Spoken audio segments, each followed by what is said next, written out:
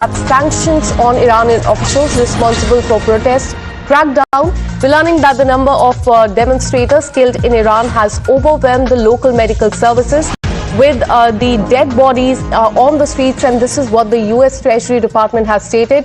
The Trump administration has now imposed new sanction on Friday on Iranian government officials that it says were responsible for the regime violent crackdown on the protesters, and that's a statement that is coming from US Treasury Department as well. But this is the breaking update that we're getting for you, that Donald Trump administration has slapped sanction on Iranian official.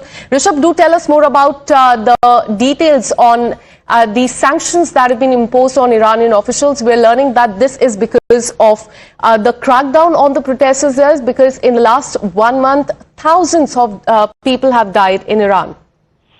Well, Akash, what US says that Iranian officials and their families will not get any visa for United States, and that is something that has come to light, that many Iranian officials had their children either studying in US or working in US while the officials continue the crackdown on the protesters.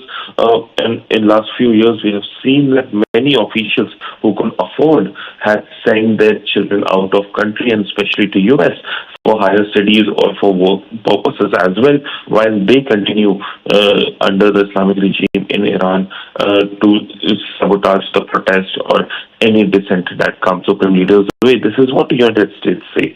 And now United States have decided that anyone who has family members in who is office bearer in the Islamic regime in Iran will not be given any visa. In a way, a sanction, a travel sanction. All right, so sanctions have been imposed on the Iranian officials is what we are learning. Stay on with us, Rishabh. I'm also joined by Ambassador Ashok Sajjanhar, former diplomat. Thank you so much, sir, for connecting with us. How do you look at the pressure that US is building on Iran right now? This comes at a time when there is military build-up in the Middle East as well, and now we're learning that sanctions have also been imposed.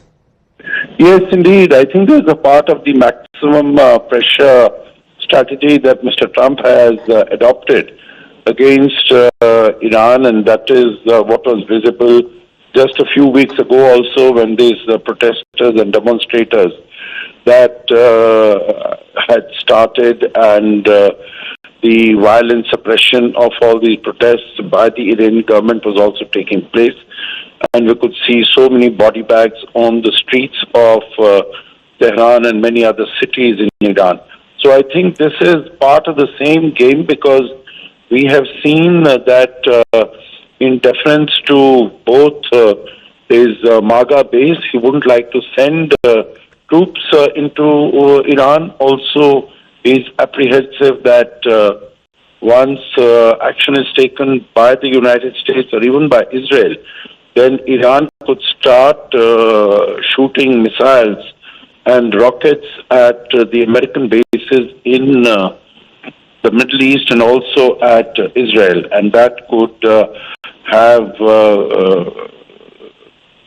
very adverse consequences for the security of those people. Also, the governments in the region have also told Trump not to either use their airspace or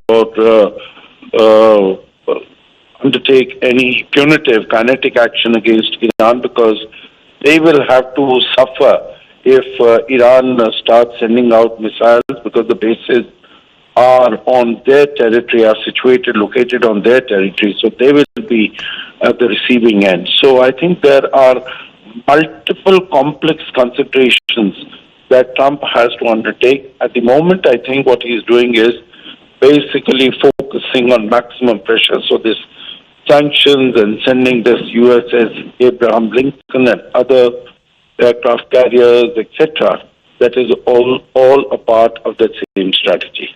All right, so this is how maximum pressure has been put by United States on Iran. In fact, just a few minutes back, Donald Trump has said that Iran is ready to hold discussion as well. Thanks so much, sir, for bringing us those perspectives.